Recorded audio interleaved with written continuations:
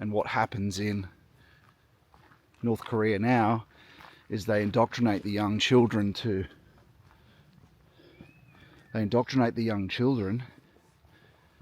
if they see their parents silently with their eyes closed, to tell their school teacher, because they're trying to stop people praying. They're trying to stop people and their connection to God. And so it's not just about North Korea. It's also to do with our state. Because as we know, liberalism itself is totalitarian. It's just a subtle totalitarian. If you're not liberal, you are oppressed. You are thrown in prison. And many are when they go to the extreme sides of the non-liberalism. If you seriously try, if you become a threat to the liberal regime and you're completely obeying the law, they'll bend and break the law to throw you in prison or to stop you and oppress you.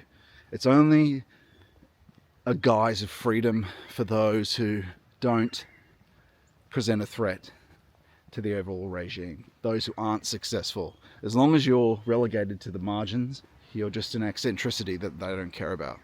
The same long arms of this theological cyborg theocracy reaches out and tries to stop your solitude, tries to stop you from finding these places of deep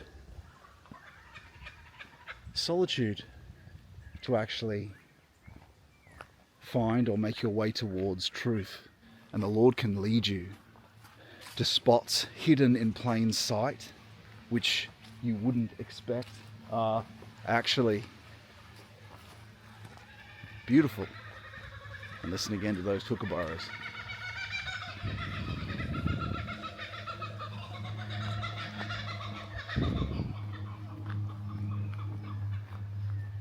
Which you wouldn't think were places of meaning. Because even with the cyborg theocracy, even with the technical system and Google at your hands, at your disposal, these little places, these little resources that are around you that you wouldn't think at all would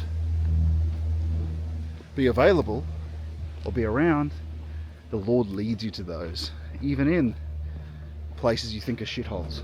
But it is an endless war, and without something that's rooted deeply in something eternal, something that is the future, that knows the future, how do you possibly think you can survive this growing technical enframing, this growing Faustian magic and collective magic that is AI? This is the pinnacle of the intellect. It's the end of the intellect. We've come to the top of the development and the intellect has gone as far as it can go.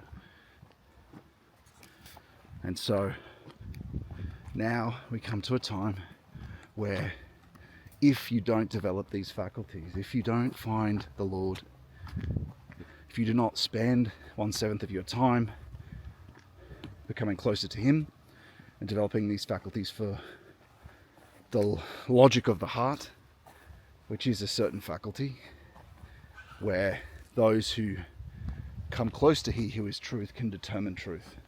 Because the lie is growing, where the intellect won't actually be able to determine truth anymore.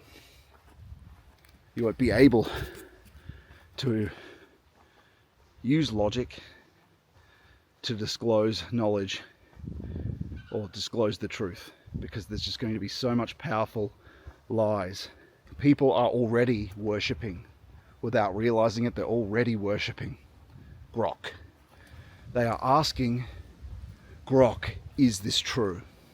They're asking ChatGPT, is this true? These AIs are uber plausible lies. They're simulated for the most plausible answer to please you. AI tells you what you want to hear when you want it. The Lord Jesus tells you what you need to know when you need to know it. There's a big difference in those things. And I saw these people asking questions of, oh, is this photo of the president true, Grok?